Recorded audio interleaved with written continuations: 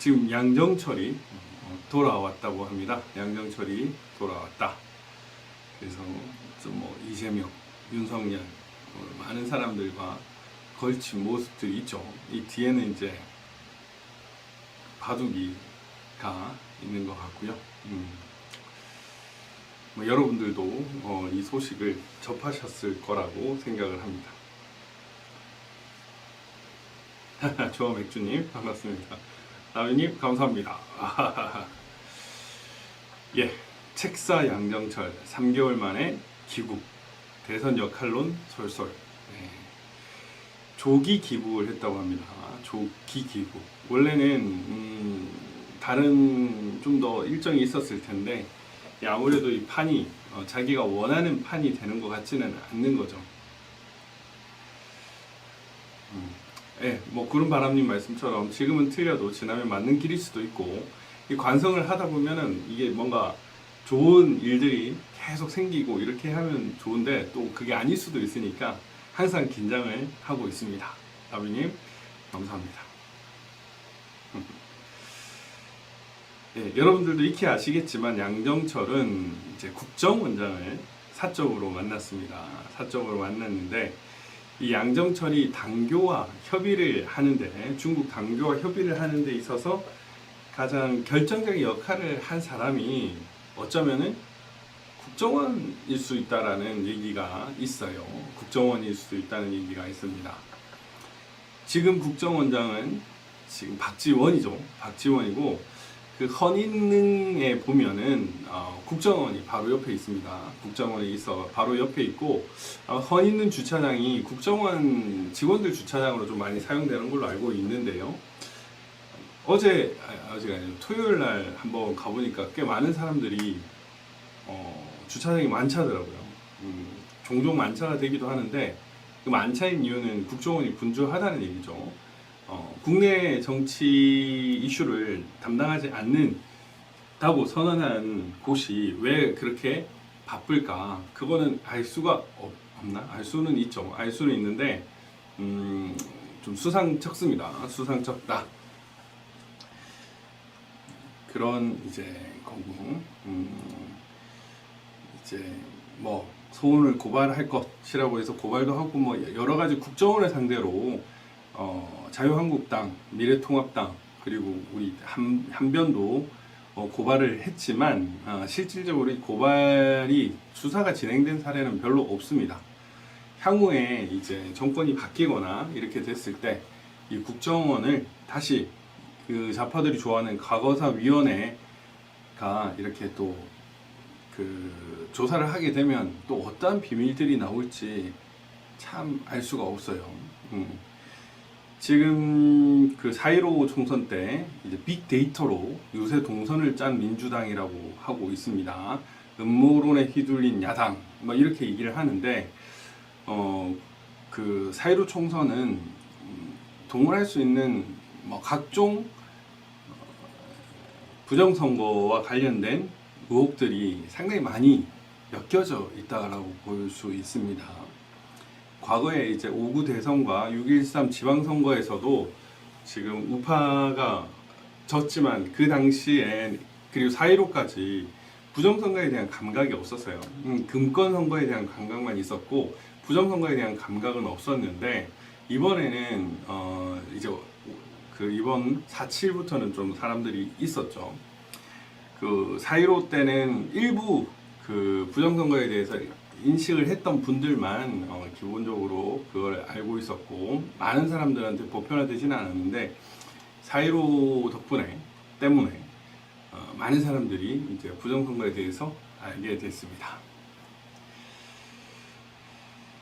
예, 이 빅데이터나 이런 것들, 제가 지금 저번에 그 세텍이라는 곳에서 와이파이를 한번 찍어봤는데, 이 와이파이를 조만간 다시 한번 가가지고 그곳에 어떤 와이파이가 있는지를 한번 볼 겁니다. KT, LG, 그리고 SKT 외에도 어떤 와이파이가 떠 있었어요. 그런데 세텍 와이파이가 있으면, 거기 지금도 있으면은 뭐 항상 있는 와이파이로 보여지지만 개표장에 만약에 없다고 하면은 좀 수상하죠.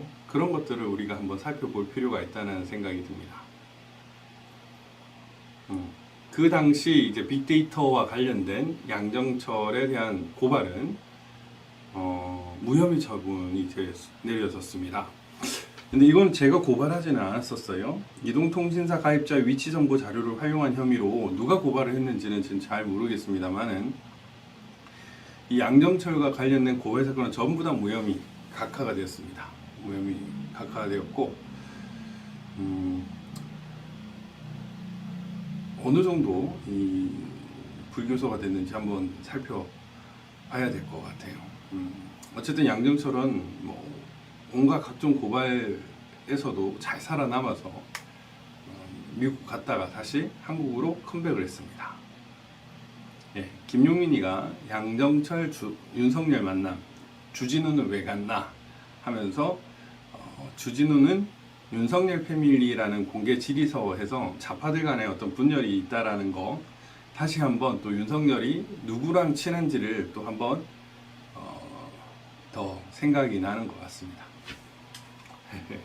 아유, 응원해 주시니까 감사합니다. 여러분들도 파이팅. 오랜만에 이렇게 또 방송을 하니까 또 맛이 있네요. 예, 윤석열이 양정철의 총선 출마를 제안받았었죠. 그래서 실제로 그 인사청문회 때 윤석열은 이제 이 양정철 문제 그리고 와이프 김건희 문제로 좀 곤욕을 치렀습니다. 그리고 그 윤대진의 형 윤우진 그 용산세무서장 관련된 문제로 곤욕을 치렀고, 김건희 와이프와 관련된 부분은 자료 제출을 거의 하지 않은 걸로 제가 알고 있습니다. 향후에 이제 윤석열이 우리 뭐 우파 대선 후보로 많이 거론되고, 실제로 오늘도 양자 대결에서 이재명 대 이렇게 해서 47대 40으로 이기는 그런 흐름을 지금 나타내고는 있는데, 과연 그렇게 될지는 알 수가 없어요. 어떻게 될지는 뭐 상당히 알기는 어렵지만 어쨌든 그 윤석열에 대한 검찰총장 인사청문회를 보면 윤석열을 좀 더 알 수 있지 않을까 이런 생각이 듭니다. 요즘에 그 서점에 보면은 윤석열 서적이 좀 많이 나오는데, 윤석열 국민청문회라고 있는데, 사실 윤석열에 대한 인사청문회 자료가 이미 국회 회의록에 있습니다. 법사위 인사청문회 자료집에 있어가지고 그걸 가지고 와서 좀 재강하면은 베스트셀러가 될 수 있습니다. 네, 어쨌든 이 양정철과 윤석열도 나름 관계가 있다 이런 사람이고, 양정철은 총선이 끝나고 떠났습니다. 당을 떠났는데 실제로 부르르 뜨는 장면들이 목격이 됐었죠.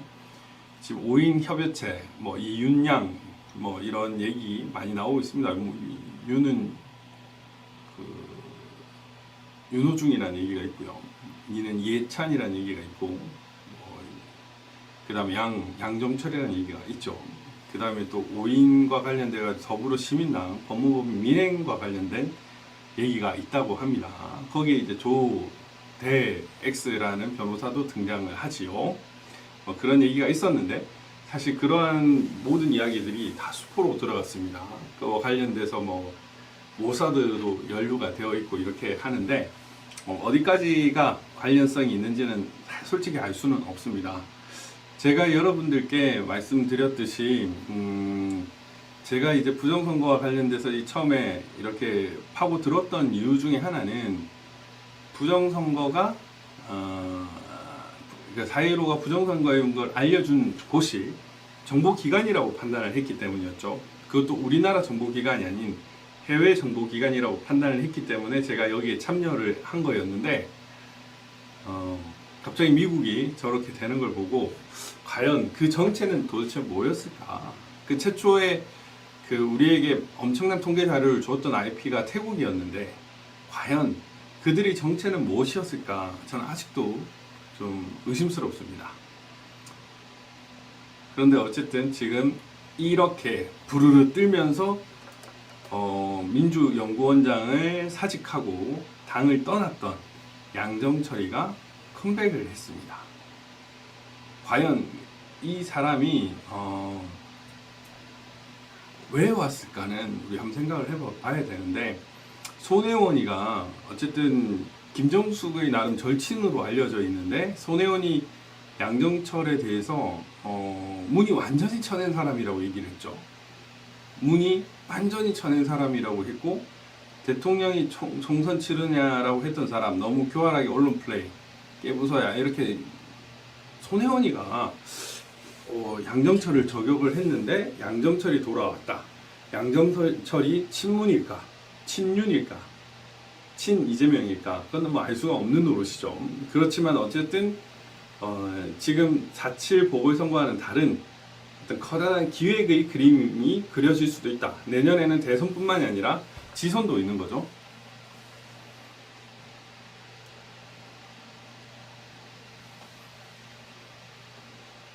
우리 나비님이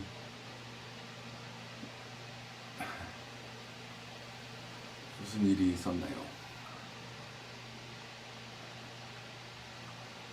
네. 아무튼 그렇습니다.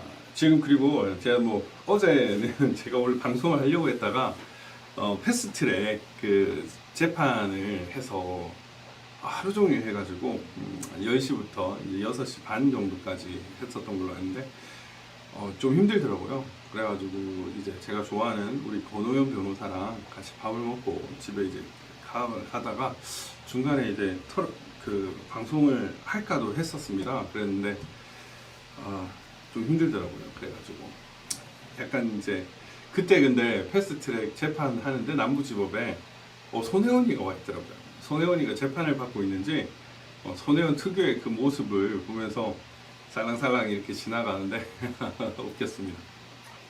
어쨌든 이 손혜원이가 양정철을 저격을 했었죠. 그러니까 이 좌파도 분열된다라는 얘기가 있는데 그것도 한번 살펴봐야 될 것 같습니다. 토요일인가 방송이 겹칩니까? 시간을 조율한 건 아니고요. 제가 여러분들 너무 본지 오래돼가지고 방송을 켰습니다. 널리 양해를 해주십시오. 네, 선택을 하시고 또 녹화 방송으로 보셔도 되니까요. 아유, 가브리엘님 오랜만입니다. 반갑습니다. 예, 이낙연이가 양정철을 만났지만 사면 논의를 안 했다라고 얘기를 했는데, 어쨌든 이 사면 이슈도 상당히 좀 이슈가 되고 있습니다. 최근에 뭐 유력 그 정보 통에 따르면은 지금 박근혜 대통령 사면 논의가 좀 여러 루트를 통해서 지금 논의가 되고 있다고 합니다. 실제로 이제 그 가족이나 변호인단에는 이제 그와 관련된 논의가 전달이 된 걸로 알고 있고요. 근데 뭐 사면뿐만 아니라 형 집행정지 논의도 있습니다. 그런데 이게 좀 문제가 사실 2018년 도부터 국정원에 우리 박근혜 대통령 사면 논의가 항상 논의가 됐었습니다. 그래서 지방선거, 보궐선거, 그다음 총선, 이렇게 선거 전에 항상 이 박근혜 대통령 사면을 어떻게 할까가 상당히 논의가 됐었기 때문에 이번의 사면 논의가 또다시 과거처럼 그런 연막탄일 수도 있을지도 모릅니다. 다만 이제 윤석열이 만약에 그 아주 핵심 대권 후보로 거론됐을 때, 그때는 이제 박근혜 대통령 사면 카드가 완전 현실화되어 가지고 그걸 분열의 어떤 하나의 행태가 될 수도 있을 것 같아요. 어떤지는 정확히 한번 살펴봐야 될 것 같습니다. 아유, 가브리엘님 감사합니다. 네. 저도 뭐 안 겹치고 싶은데 요즘에는 안 겹칠 수가 없는 게 틀면 사람들이 나오더라고요. 차 위원님, 민 위원님, 우리 토요일님, 뭐 우파 방송들이 이렇게 뭐 다양하게 있어가지고 이렇게 누구를 피할 수가 없는 것 같아요. 그래서 이제는 그냥 해라 모르겠다, 틀자, 이런 생각을 하고 있습니다. 예, 구독자를 좀 늘려주십시오. 제가 이제 공수처나 뭐 이런 것 때문에 또 그리고 최근에 방송을 별로 안 했던 까닭에 구독자 수가 좀 많이 줄었습니다. 그래가지고 생각보다 마음은 아프더라고요. 마음은 이러면 안 되는데 이런 생각이 들었습니다. 어쨌든 이런 어떤 핵심되는 이슈에 양정철이 항상 있다라는 사실, 그런 그가 이제 돌아왔다. 선거 참패 후 빨리 돌아와라 요청에 문의 복심 양정철이 귀국했다. 문이 팽당했는지 문이 복심인지는 알 수가 없습니다. 손혜원 말에 따르면 팽당했다고 하지만 또 복심이 될 수도 있는 거죠. 그렇지만 일단은 이 양정철이 왔다는 것 자체가 향후의 선거 구도에 엄청난 문제가 될 수 있다는 거죠. 양정철이 민주원장이 되고 나서 사회로 총선을 그린 것처럼 내년 3월 9일이 대선입니다. 그리고 6월 달에 또 지선이 있을 것이고요. 그렇게 된다면 이 그림은 상당히 또 준비 중이라고 보여지는 거죠. 어떤 기획을 할 것인지 우리가 잘 봐야 될 것 같습니다. 그래서 한번 좀 지켜볼 필요가 있다는 생각이 들고요. 이 양정철이 왔다는 거는 이제 우파가 완전히 긴장을 해야 된다는 걸 얘기를 합니다. 완전히 긴장을 해야 된다는 것을 의미하고, 앞으로는 정말 양정철이 왔을 때 우리가 어떻게 대응할 것인가 준비를 해야 되고, 또 저도 준비 중입니다. 저도 준비 중이고, 민심에 의해서 패배하는 것은 어쩔 수 없지만, 승리하는 것도 어쩔 수 없지만, 실제로 부정선거가 있어서는 절대 안 된다. 그게 이제 저의 생각이고요. 그걸 방지하기 위한 어떤 기적의 물결을 준비하고 있습니다. 그래서 잘 지금 준비 중이니까요. 조만간 여러분들께 알려드리도록 하겠습니다. 윤경우 의원님께도 어저께 간단하게 좀 말씀을 드렸어요. 제가 구상하고 있는 말을. 그래서 여러분들께서도 좀 많이 동참해 주십시오. 과거에는 부정선거가 있을 거라는 생각을 못했습니다. 금권선거 정도야 그럴 수도 있다고 생각을 했지만 어마어마한 전산 조작이나 빳빳한 사전투표나 그런 것들에 대한 생각은 전혀 못했었죠. 그렇지만 이번에는 준비를 더욱 철저히 4.7 보궐선거도 상당히 미진했는데 이번에는 철저히 준비해서 말감